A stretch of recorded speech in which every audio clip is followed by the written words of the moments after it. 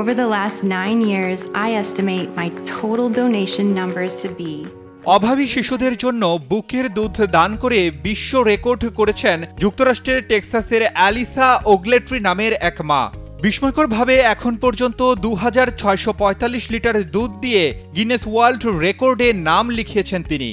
অবশ্য এর আগেও বুকের দুধ দান করে রেকর্ড গড়েছিলেন অ্যালিসা। গার্ডিয়ানের তথ্য অনুযায়ী 2014 সালে অ্যালিসা 1569 লিটার বুকের দুধ দান করেছিলেন, সে সময় যা গিনেস ওয়ার্ল্ড রেকর্ড ছিল। এবার সেই রেকর্ডকেও ছাড়িয়ে গেছেন 36 বছর বয়সী এই নারী। এবার তার দুধ দান করার পরিমাণ 2645.58 লিটার।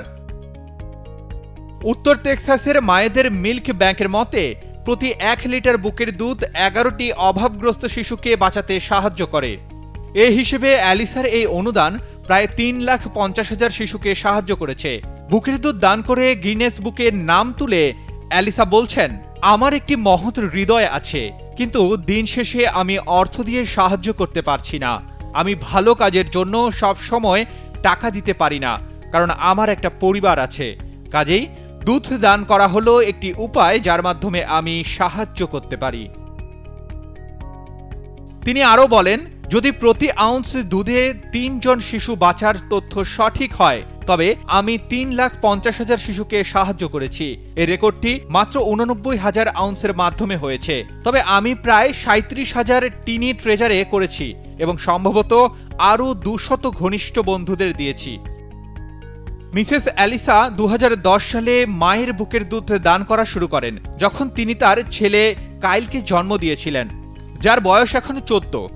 শিশু জন্মদানের পর তিনি আবিষ্কার করেন যে তিনি অস্বাভাবিকভাবে প্রচুর পরিমাণে দুধ তৈরি করছেন, যা দেখে একজন নার্স তাদের বাচ্চাদের খাওয়ানোর জন্য সংগ্রামরত মায়েদের সাহায্য করার জন্য অতিরিক্ত দুধ দান করার পরামর্শ দেন। বিষয়টি ভালো লাগে অ্যালিসার। পরবর্তীতে যা দুধ দানে তাকে রেকর্ড করতে সাহায্য করেছে। কাইলের পরে তিনি তার 2 ছোট ছেলে 12 বছর বয়সী কেজ এবং 7 বছর বয়সী কোরিয়ের জন্মের পরও দুধ দান করতে থাকেন। তার এখন 4টি সন্তান রয়েছে।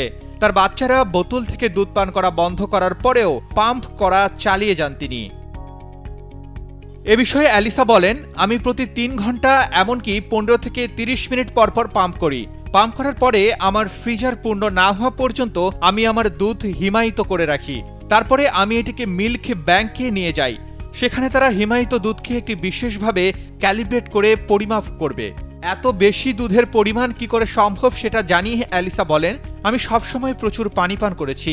আমি আমার পাম্পিং শিডিউলের সাথে সামঞ্জস্য রেখেছি। আমি স্বাস্থ্যকর খাবার খেয়েছি। আমি আমার মতো পাম্প করার জন্য কঠোর পরিশ্রম করেছি, কারণ আমি জানতে চাই যে আমি কতগুলি শিশুকে সাহায্য করব। Arman Ali, Daily Sun.